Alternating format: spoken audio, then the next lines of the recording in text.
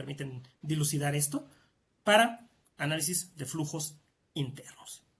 Flujo externo, bueno, ya otro ejemplo, ya lo habíamos visto mucho, es el que pasa por sobre una superficie de un cuerpo, que puede ser una esfera, en este caso, una superficie alar, en fin, todo lo que tenga flujo por encima de las superficies, más hasta placas, es importante el flujo externo. Y un tercer tipo de flujo que no vamos a ver es canales abiertos. Esto es cuando el fluido está contenido internamente por paredes, pero tiene una superficie que está en contacto con un segundo fluido. En este caso tenemos agua y tenemos aire. Entonces aquí en la superficie vamos a tener algunos efectos interesantes en algunos casos, pero pues no muchos en realidad, ¿no? Entonces nosotros no vamos a incluir canales abiertos en este curso. Teniendo conocimiento de flujo interno, ya los canales abiertos son fáciles de trabajar. Flujo compresible e incompresible. Básicamente lo que hace diferente un flujo compresible de uno incompresible es la variación de la densidad, que vamos a ver ahorita más adelante, en los cambios de volumen o de presión. Cuando cambia la densidad de un fluido en un cambio de volumen o de presión, estamos hablando de un flujo compresible. Cuando no cambia, hablamos de un flujo incompresible.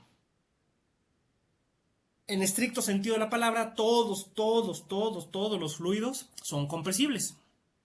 Pero afortunadamente para nosotros hay fluidos que tienen una variación muy pequeñita, tan pequeña que podemos considerarlos como incompresibles. Y esto nos simplifica mucho los análisis. Si la variación es grande, no hay de otra. Tenemos que considerar el flujo compresible. Y vamos a ver más adelante cómo la diferencia entre un flujo compresible y un incompresible para resolver problemas es enorme. Siempre es más fácil trabajar con flujos, incompresibles. Siempre es más sencillo, porque el compresible tenemos que hacer un montón de consideraciones adicionales que vamos a ver más adelante. Flujo laminar y turbulento, ya se los platiqué ahorita un poquito. En el flujo laminar, esto es una fotografía de flujos reales, pues como podemos ver se forman capas, ¿no? Son laminitas de fluido que va uno sobre otro, secciones donde cada una de estas capas tienen propiedades similares y varían de manera predecible conforme nos vamos alejando de nuestra estructura. Hay un límite, que es el número de Reynolds, a partir del cual, de los rangos, el número de Reynolds lo vamos a ver más adelante. Por debajo de este número de Reynolds, los fluidos son laminares. Por arriba de este número de Reynolds, bueno, es un rango, no es un número, es un rango. Por arriba de este rango, ya los flujos son turbulentos.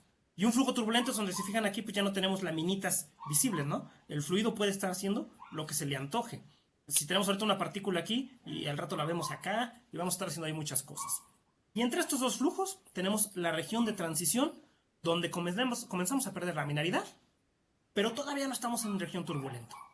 Estas tres regiones, como les comento, su definición depende de este número de Reynolds. Y tenemos un rango, ¿no? Por debajo de este número tenemos un flujo laminar, por arriba tenemos un turbulento y aquí en medio tendremos la región de transición. Lo vamos a ver también más adelante a detalle para definir dónde están cada uno, ¿no? Pues solo acuérdense que en flujo laminar tenemos un orden, tenemos capitas, y en flujo turbulento tenemos un caos ahí de movimientos, ¿no? No hay nada así que podamos distinguir bien de manera directa. Tipos de fluidos, también podemos ir catalogándolos. Cuando hablamos de un flujo natural, cada que digamos flujo natural, hablamos de un flujo que se mueve por las mismas condiciones del fluido. Un ejemplo típico es el aire en la atmósfera. Recuerden que el aire caliente es más ligero que el aire frío, entonces siempre cuando el aire se calienta tiende a subir. Este movimiento obviamente desplaza el aire más frío que está acá arriba hacia abajo y tenemos un movimiento de convección natural. Cuando tengamos ese tipo de efectos, estamos hablando natural. Igual el agua, si tenemos agua en una estufa, le prendemos al agua y vamos a generar aquí corrientes convectivas de agua caliente subiendo hacia agua fría. Podemos tener un flujo forzado o un ventilador. Si nosotros prendemos el ventilador de nuestra casa, lo que estamos haciendo es generando un flujo que da igual la temperatura, por la velocidad y la interfase que yo tengo entre las hélices del ventilador, me va a generar un flujo de aire. Si tenemos una bomba de agua para subir agua al tinaco, estamos hablando de un flujo forzado. Cuando le suministramos energía mecánica a un fluido de cualquier modo, estamos hablando de un flujo forzado. Nosotros no vamos a ver ahorita casi flujos naturales porque eso se ve mucho en convección y eso ya es más típico de termofluidos, que es un tema muy, muy complejo por ahí. Flujos ideales y reales. Un flujo ideal lo vamos a considerar como un fluido incompresible y sin viscosidad. Acuérdense que yo les había dicho que un flujo incompresible es más fácil de resolver que un flujo compresible. Y si yo quito los efectos de la viscosidad, pues también estoy quitando ahí un parámetro que me hace un flujo más sencillo, ¿no? Nosotros vamos a estar trabajando mucho con fluidos ideales. Son fluidos que, si bien no están representando la condición real de lo que está ocurriendo, nos dan una buena aproximación a la realidad y esto lo vamos a ocupar mucho en el manejo de bombas, en manejo de tuberías, en aerodinámica un poquito, en todos estos fenómenos donde a lo mejor, imagínense que están trabajando en una industria y me dicen, oye, pues calcúlame cuántos metros de tubería tengo que poner de aquí hasta allá para que pase el fluido. Pues realmente no me interesan mucho los efectos de compresibilidad y viscosidad, a menos que el fluido sea muy complicado, ¿no? Entonces trabajaremos con un flujo ideal. Y un flujo real, pues es el que es compresible y tiene fluidos, tiene efectos viscosos. Compresibilidad y viscoso me hacen un flujo real y esto complica mucho los análisis como vamos a ver más adelante. Fluidos newtonianos y newtonianos, esta separación tiene que ver mucho con la viscosidad. Cuando vemos efectos viscosos, vamos a ver lo que son fluidos newtonianos y newtonianos. Esto no está en el curso, pero seguramente van a oír hablar de ellos en alguna ocasión, sobre todo porque la mayoría de los fluidos con los que trabajamos técnicamente son no newtonianos. Y son muy pocos los fluidos newtonianos. Pero nosotros podemos hacer analogías que nos permiten linealizar la viscosidad. La única diferencia que tengo aquí, sí, adelante.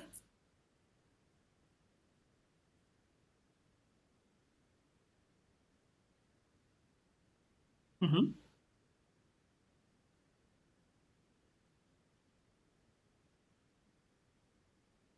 Ahorita los vemos. Ahorita los checamos. Tengo unos ejemplos y van a ver que en realidad está su casa llena de fluidos no newtonianos. Ahorita lo van a ver.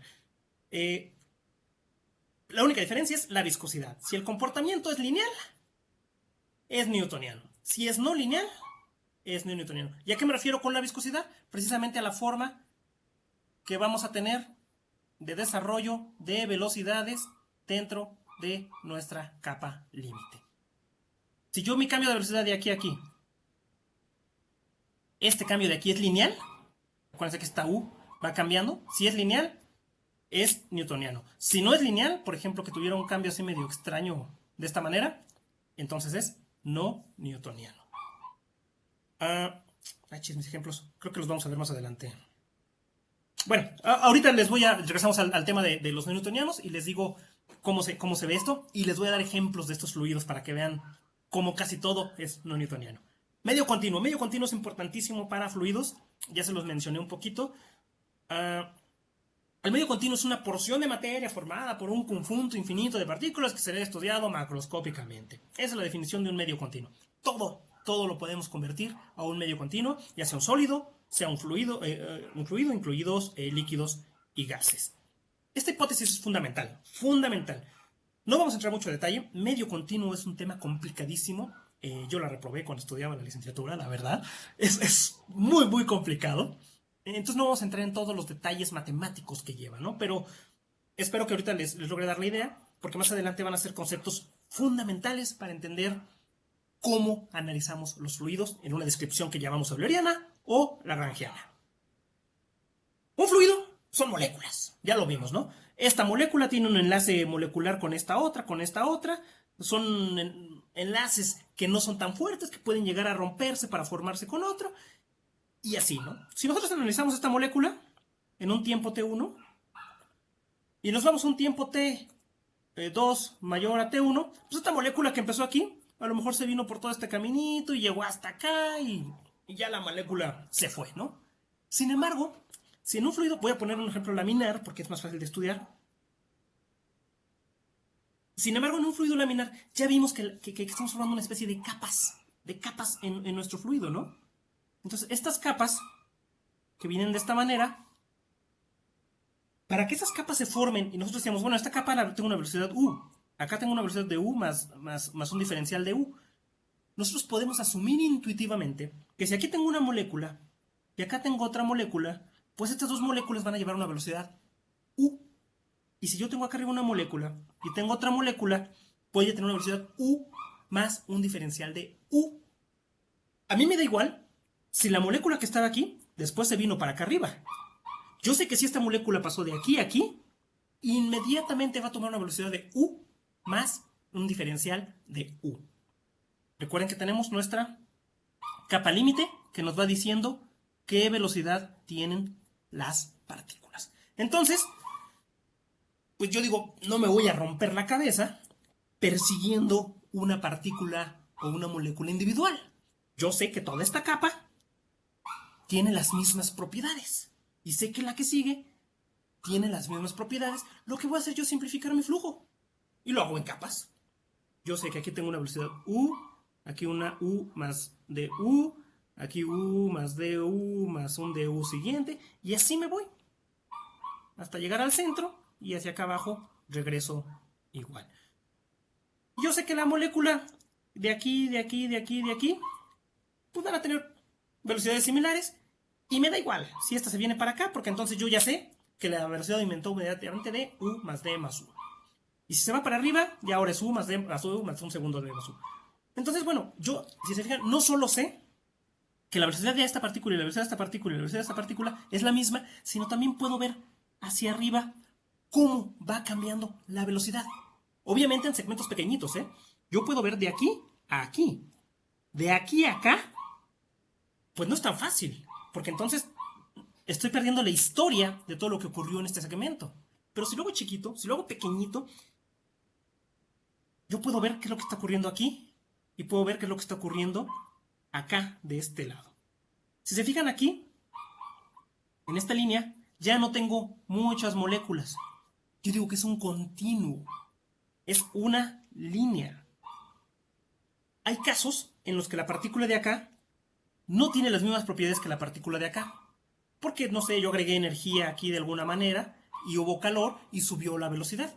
Pero como es un continuo, yo puedo ver la historia de lo que va pasando poco a poco desde acá hasta acá y mediante una ecuación describir la posición aquí en un x1 o la posición acá en un x2 o la posición en un t1 o la posición en un t2. Tengo un continuo que puede ser descrito por una ecuación. Y hacia arriba, pues ahorita tengo saltitos, ¿no? Si te fijan, tengo un saltito aquí, tengo un saltito acá. Pero ¿qué pasa si yo voy haciendo esto pequeñito, pequeñito, pequeñito, pequeñito? De manera que mis líneas sean prácticamente indistinguibles. Que estén tan pequeñas, que sean tan chiquitas que mi diferencial de y sea tan chiquito que tienda a ser cero. Entonces lo que tengo es un medio continuo. Donde si yo tomo una partícula cualquiera aquí, con una ecuación puedo saber qué es lo que le ocurre cuando me voy a un diferencial en x o cuando me voy en un diferencial en y. Si se fijan, ya no tengo brincos. De aquí a aquí y de aquí a aquí, yo tengo ecuaciones que describen de manera muy precisa cómo se van cambiando las propiedades de mi partícula. Y entonces, podemos hablar de que yo puedo generar elementos diferenciales en mi medio continuo. Entonces yo para analizar mi fluido, lo que digo es, bueno, genero un elemento diferencial, que recuerden va a ser muy pequeñito. Yo sé las propiedades de la partícula aquí en función de varias cosas. Y a partir de aquí, por medio de ecuaciones diferenciales, ecuaciones muy complejas, sí, definitivamente, pero yo puedo saber cuáles son las propiedades 2 de la partícula si está acá, o cómo sale el fluido de acá cuando entra acá, o qué ocurre con la velocidad de aquí a acá. Entonces ya puedo yo empezar a jugar con esto. Recuerden, el medio continuo tiene que ser continuo. Si yo tuviera una sección aquí, donde hay una frontera delimitada, y muy bruscamente cambian las propiedades, eso ya no es un medio continuo. Si tuviera en un sólido, el ejemplo típico es una grieta. Una grieta, cuando se empieza a romper algo, se empieza a formar una grieta, lo voy a dibujar, pero imagínense que es un sólido. Cuando yo empiezo a tener una grieta, que empiezo a tener una separación entre mis componentes, entre mis moléculas, entre mi sección aquí, entonces yo puedo predecir qué ocurre de aquí a aquí, pero ya no puedo predecir qué ocurre de acá a acá, adentro de la grieta.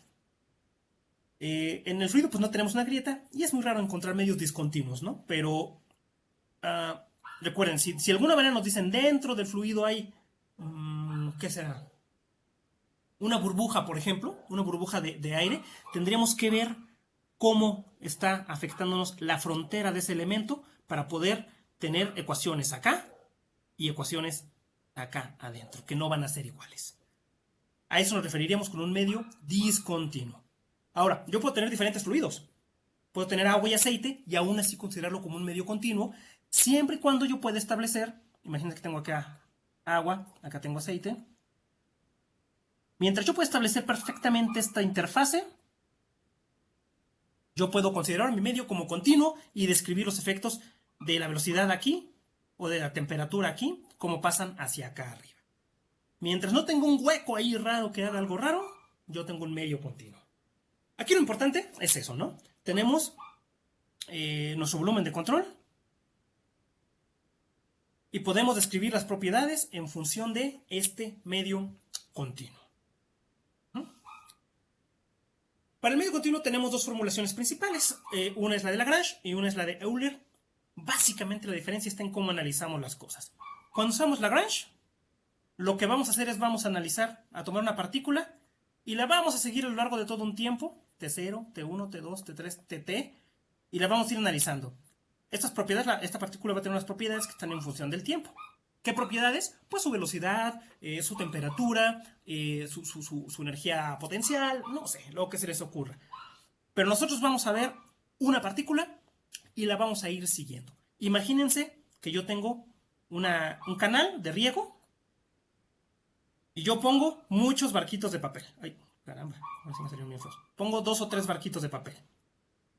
Y me pongo a seguir uno. Lo marco, digo, este es el barquito, no sé, lo pinto de color rojo y lo voy siguiendo. Yo voy caminando junto con el barquito a lo largo de todo su camino, ¿no? Entonces, si hay remolinos, si hay bajaditas, si hay cosas, pues el barquito se va a ir moviendo y yo lo voy viendo, siguiendo a este barquito y veo lo que ocurre ahí, ¿no? La segunda descripción es la euleriana, donde yo defino un volumen de control, un espacio determinado. Esto tiene una coordenada x, y, y solo me interesa ver lo que está pasando por esa ventanita. Es decir, aquí entra una partícula, esta partícula viene, sigue este camino, y acá se va la partícula. Y luego a donde se vaya la partícula ya no me importa. Lo único que me interesa es saber lo que ocurre aquí en mi ventanita. Tengo propiedades entonces que están en función de la posición X, la posición y el tiempo. Si yo quisiera analizar qué es lo que ocurre más adelante, pues tengo que abrir otra ventanita y empezar a analizar allá. Y si quiero ver lo que ocurre antes, es abro otra ventanita y trabajo allá. Si de nuevo tenemos nosotros nuestro canalito y aviento un montón de barquitos de papel, imagínense que yo aquí agarro una silla, me siento tranquilamente, me estoy echando una cervecita o algo, y pongo aquí un cartón y solo corto un huequito.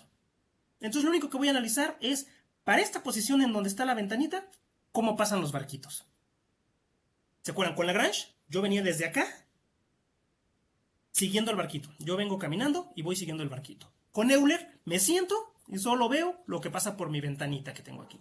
Si quiero cambiar de posición, tengo que mover mi cartón para un lado o para el otro, y así ya estudio los barquitos en otra posición X y Y.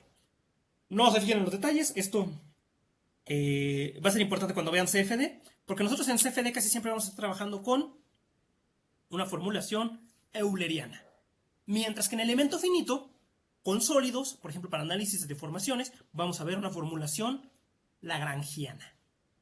Esto, les platico muy rápido, es útil porque mientras que en un análisis de sólidos mis partículas se mueven poquito, imagínense que yo tengo 4 partículas y las deformo. Esta, lo más que puede moverse a lo mejor es para acá y esta para acá. Entonces yo las puedo seguir, ¿no? Muy fácilmente de aquí a aquí.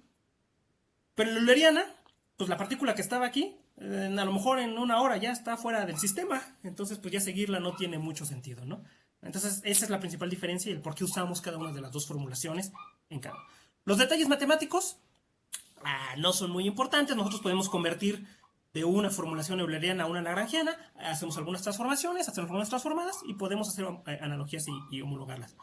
Pero ustedes acuérdense, siempre que hablamos de CFD y que hablamos de fluidos, lo que estamos haciendo es, no nos interesa lo que le ocurre a cada molécula. Nos interesa lo que está ocurriendo en volúmenes de control. En volúmenes diferenciales de control que están ubicados en una situación espacial. Y lo que nos interesa es saber qué ocurre como un fluido, como un grupo de moléculas al fluido. No me interesa esta partícula cómo entró, me interesa todo el promedio que está entrando a mi elemento de control. Sistemas de unidades. Estos, bueno, ya deberían conocerlas, ¿no? No voy a detenerme mucho aquí. Vamos a estar usando Sistema Internacional de Unidades. Vamos a estar usando sistema inglés. Desgraciadamente todavía hay muchas cosas que se manejan en sistema inglés. Entonces hay una repasadita ahí.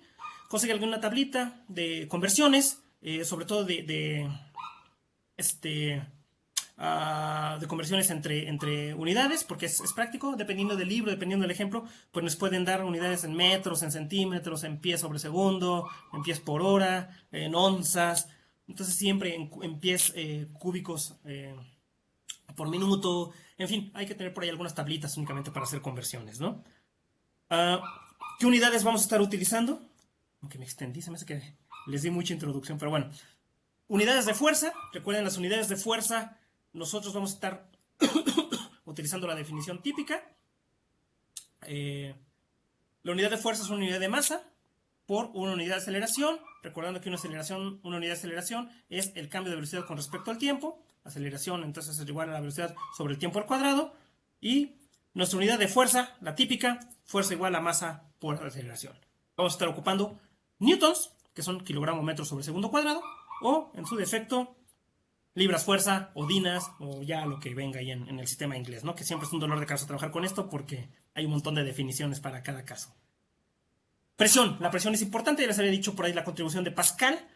La presión es fuerza entre unidad de área. Acuérdense que yo les dije que el esfuerzo es igual a fuerza entre unidad de área y que el equivalente al esfuerzo para nosotros va a ser la presión, pues entonces sus unidades también son fuerza por unidad de área. Si la fuerza es igual a masa por aceleración, entonces la presión es masa por aceleración entre unidad de área, lo que es fuerza entre área.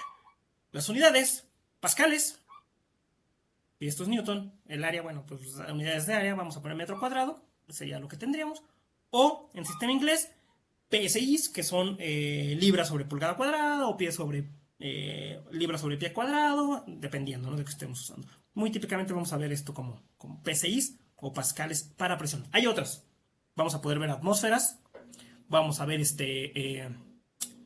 milímetros de mercurio, que los vamos a ver ya más adelante cuando veamos el tema de presión en la clase que sigue.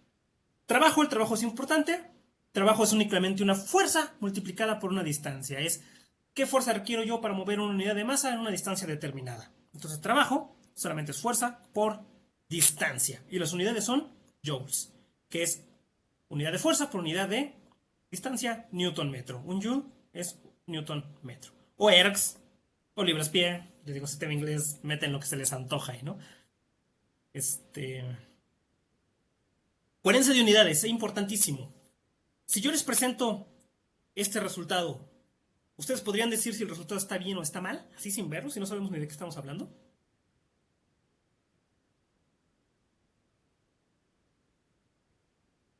Bueno, este resultado